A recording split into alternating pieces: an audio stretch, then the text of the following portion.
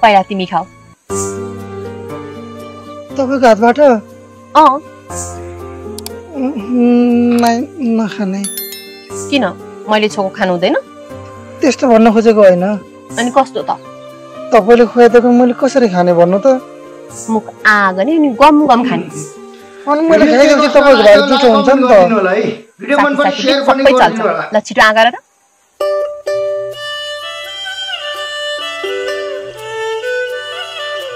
कस्तो छ?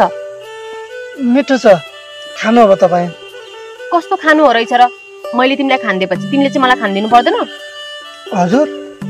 अब तिम्रो भागको मलाई खान देऊ अनि बराबरी हुन्छ।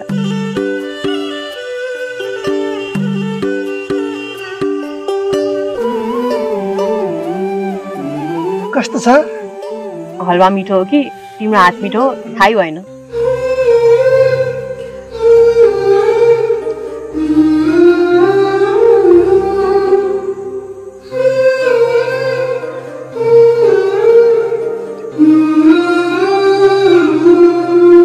हलुवा मिठो हो नि हात पनि काई मिठो हुन्छ र?